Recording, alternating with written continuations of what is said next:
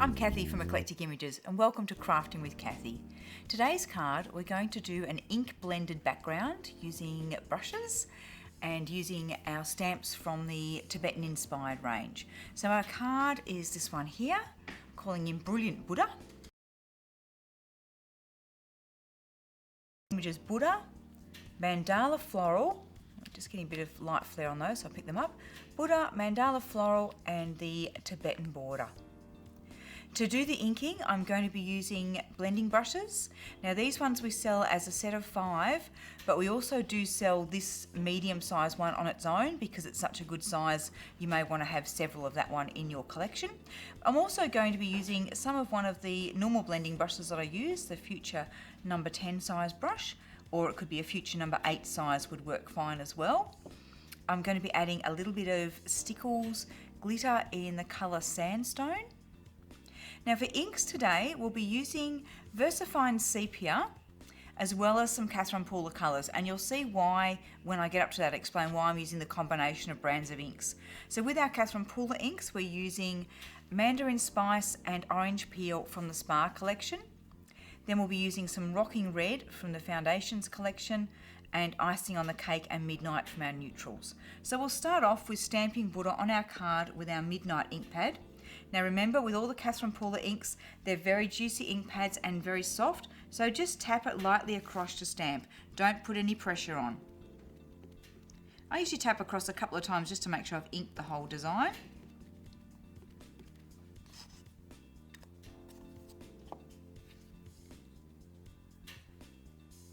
Make sure I'm positioning him where I want him on the card, and then press down nice and evenly.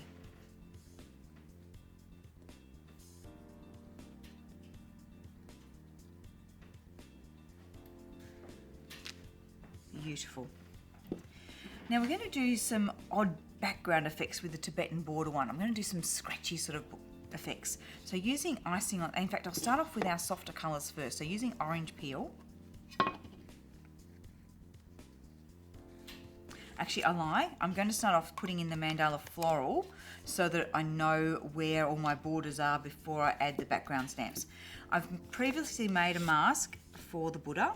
And you can see this has been stamped over with several different card designs. And I'm inking up the Mandala Floral with the Versafine Sepia. Now why I'm using this is that the Versafine ink pads dry to a waterproof finish, whereas the Catherine Pooler inks are a water reactive ink.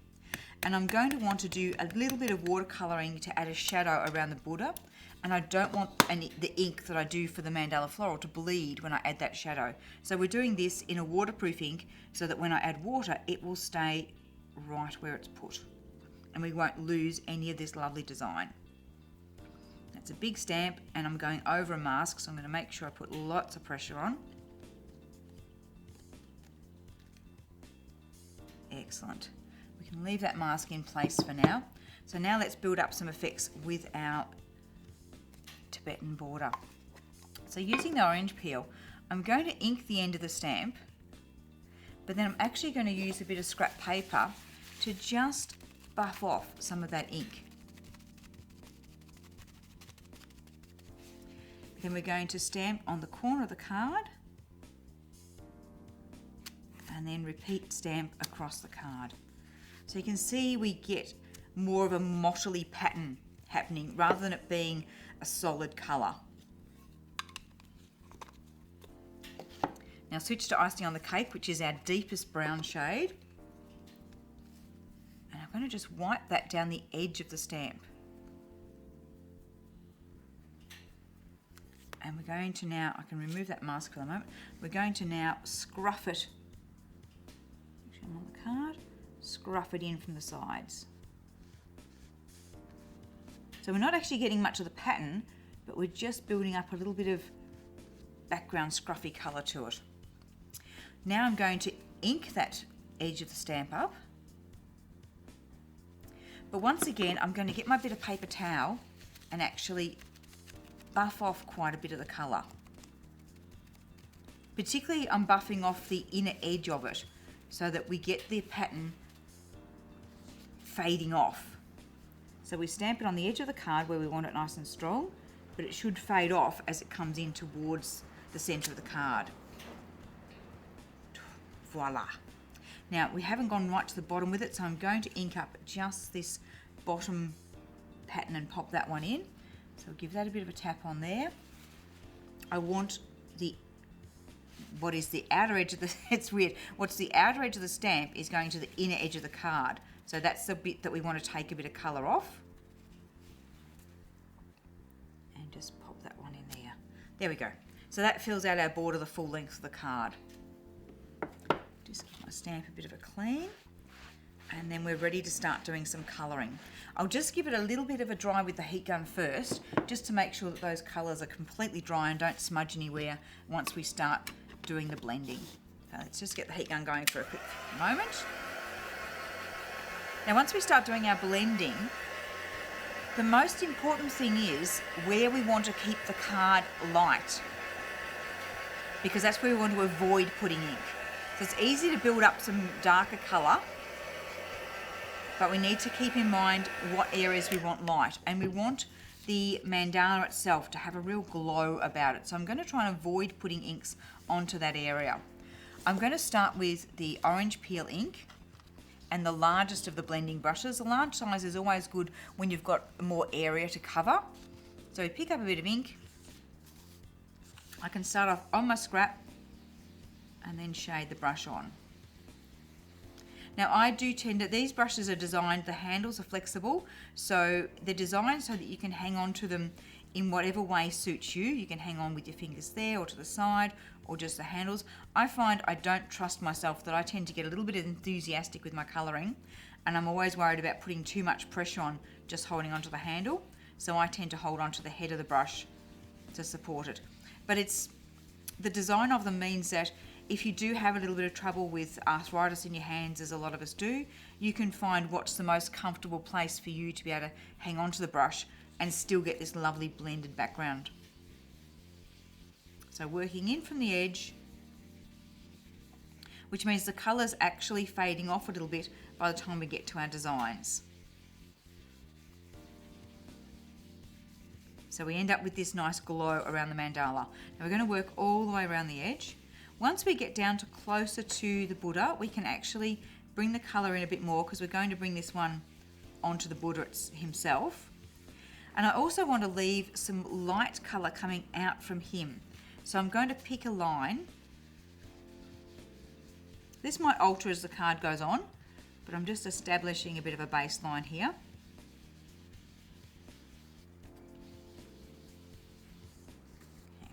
Side of the card. I'm not going to do across the bottom at this stage. We'll just do that with one of the stronger colours.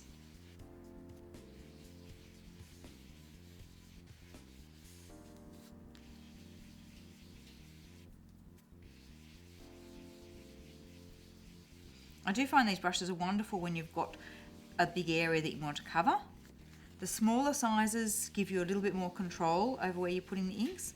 But I do find where I'm wanting a lot of control, I'll often go back to using the long handled green brushes, because I find I can really place those and change the shape of the brush head to match where I'm wanting to do the ink.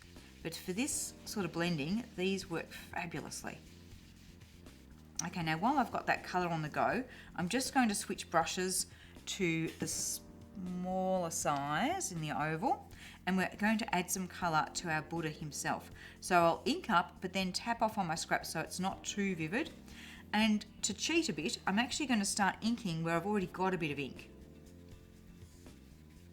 It's always easier to blend onto an area that's already got some ink.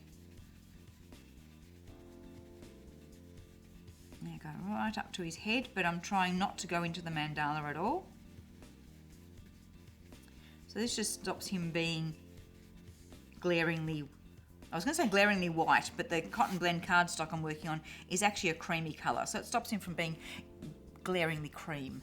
Okay, let's switch to our next shade, which is Mandarin Spice, and we'll switch to a medium-sized brush, pick up some colour, and again we're going to work around the outer edge of the card and then working into the card, but not completely covering the lighter colour that we've already put down.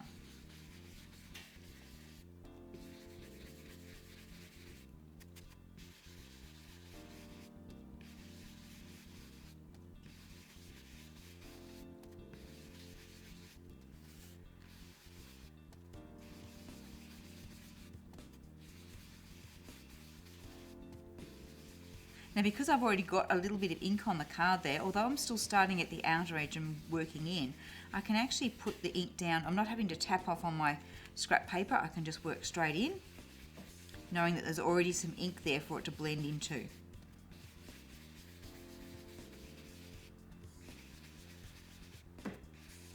Once again, as I get down to past the mandala height, I'll let that ink come in a bit closer to the Buddha, but then I'll follow my diagonal line out.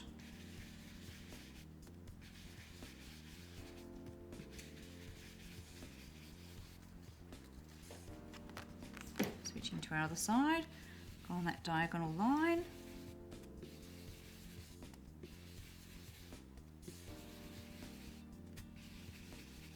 And up the edge of the card.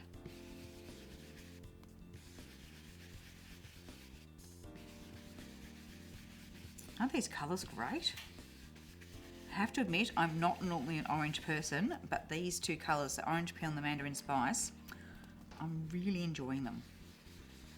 Just a little bit of this one along the bottom of the card. And I'm just going to round those corners off a little bit.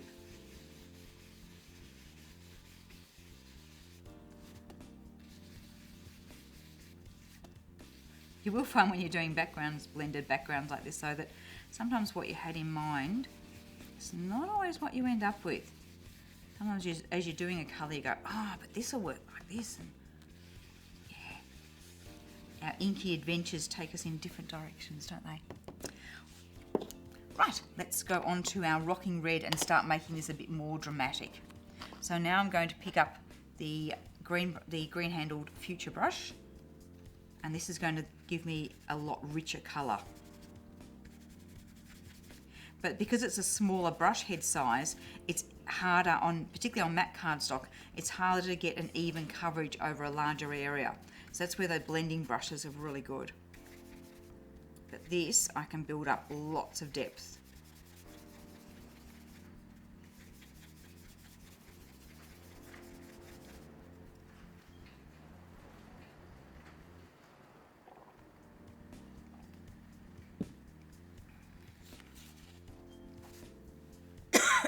Pardon me.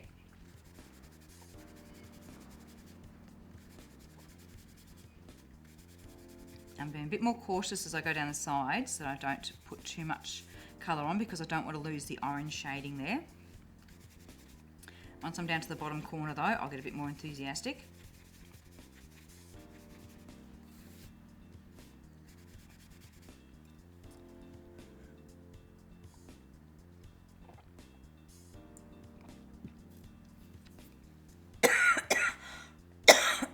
Oh, pardon me.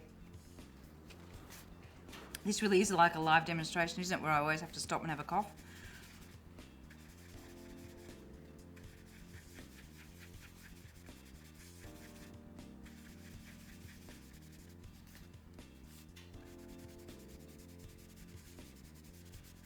Haven't even got the excuse today that I've been talking for hours though. Okay, looking pretty good there.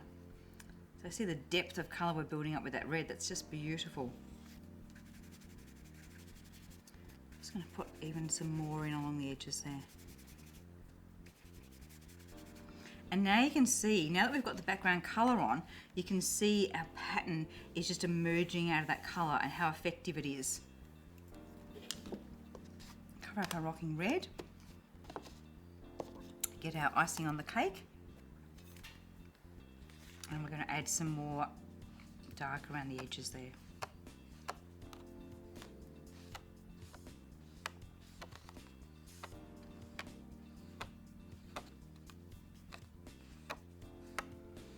Now we need to pay a bit more attention to Buddha himself. So I'm going to come in with my water brush and some of the icing on the cake colour to give him a shadow. Now I could put this onto an acrylic block or onto my craft mat to make a palette, but there's a fair bit of colour in the lid there, so I'm actually just going to pick up a little bit of that with my water brush. And we're just going to go around the Buddha. I'm starting off actually on the black line and then working out a little bit. I want this to be a fairly subtle shadow. So I'm trying to keep it quite tight to his body, I clean my brush off, I can just soften that a little bit. And here you can see where the difference between using a waterproof ink compared with a water reactive ink. So the water reactive ink, like the Catherine Poolers, means that we can do this watercolouring with them. But the waterproof ink, like the Versafine, means that that mandala design is not going to smudge at all. And of course the Catherine Pooler Midnight is also dries to a waterproof finish. So that design is, part of the design is not moving either. But our lovely icing on the cake is giving us this beautiful shadow because we can soften it out with the water brush. So I'm just cleaning the brush and then coming in and just softening that a touch. You can see we're keeping it quite close to the body, so it's just bringing him out a bit from the background, but without overpowering the lovely fineness of the mandala in the background there. Turn your card around so you face the point of the brush up to your line, and that way you're less likely to smudge over your lines. And also in the case of this one, it means you can place that shadow right close in where you want it.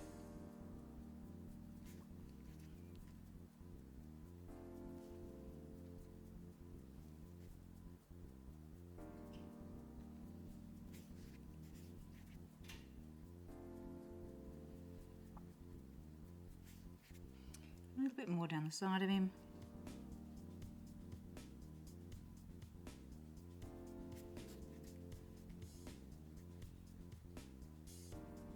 Okay.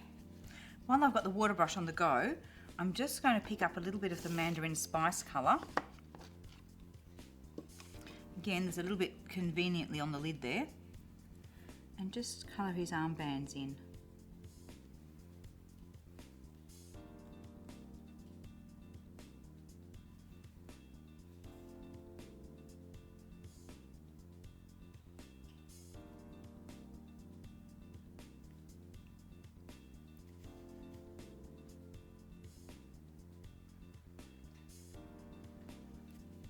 Clean my brush. Now we're going to give one of the smaller brushes in our blending brush set a go with some orange peel. And I'm going to add a little bit more colour in and around the Buddha. So we're going to use just a small round one. So in this case I want to pick up some colour, but then I definitely tap it off on my scrap pad because I don't want too much. What I want to do is just shade a bit around the edges of his clothing.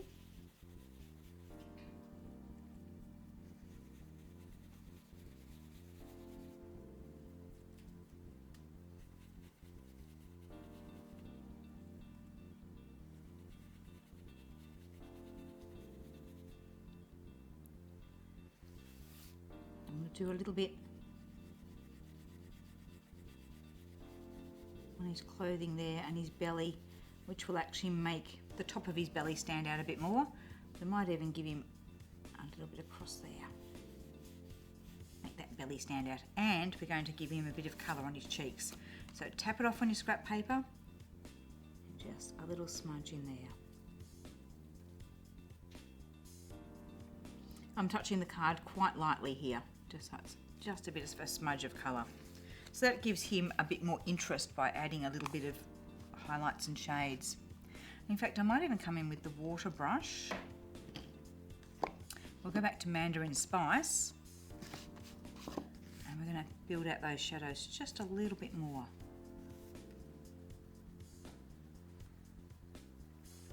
And just clean your brush off and then you can just soften it out a bit.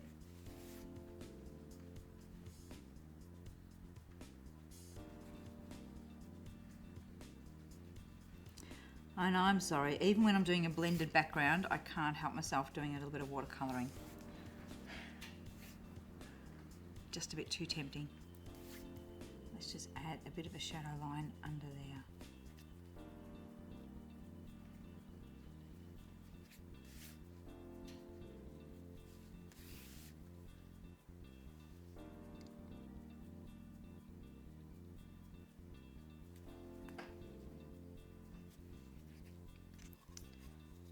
Fantastic, so he's nearly there.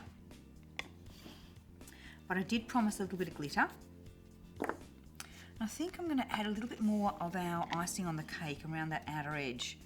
Let's just scruff it up a bit more.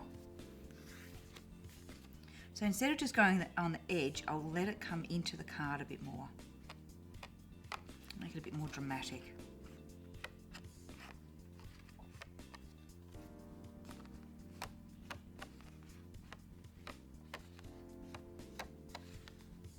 And I'm quite happy to have it uneven. Have some bigger smears in some spots than others. Now a glitter, in comparison with doing that icing on the cake quite strongly, our glitter I want to do really subtly. And you say, how can you be subtle with glitter? Well, we can. We just have to squeeze a small amount on, and I'm doing it on, I want to pick out the mandala a bit. So I'm just putting it on parts of the design and then using the nozzle of the bottle to spread it right out. So we just get hints of glitter there. So I'm squeezing a little bit as I go along, but continually spreading the glitter out.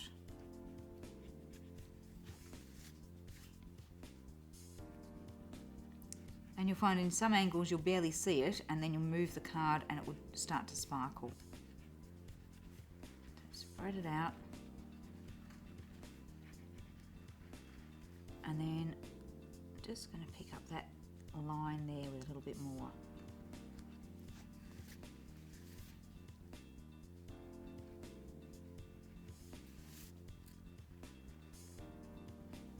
Still spreading it out a bit though. I don't want it to be a solid line of glitter. And then just to his chain there, we'll just add a few little spots as well.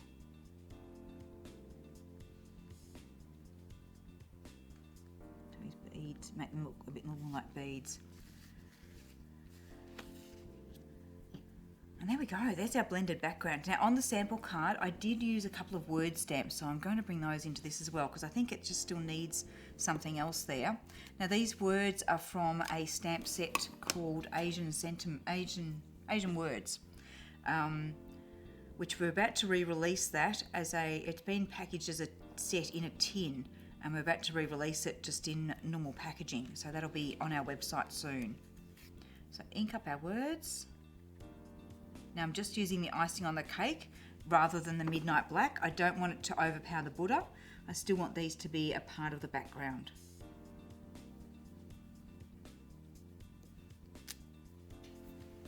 Give that a clean and change over to Peace. Again, when you're inking up, just tap the ink pad very lightly.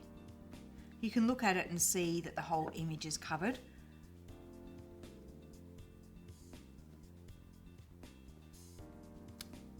I think that just gives a few more elements that just finishes off really nicely. I'm hoping you really love that background effect with using a background stamp, but only using part of the design. I think it's a great trick to get more out of your stamps. And I'll do another sample where we actually emboss that Tibetan border, because it's a beautiful stamp to use, but you can just see by just scruffing it on how we can get just such a really soft background effect with it. So I hope you've enjoyed that today. A blended background in orange and red tones with our brilliant Buddha set and a combination of the blending brushes and the long-handled future brush. Okay, thanks for joining us, and we'll see you again next time. Bye.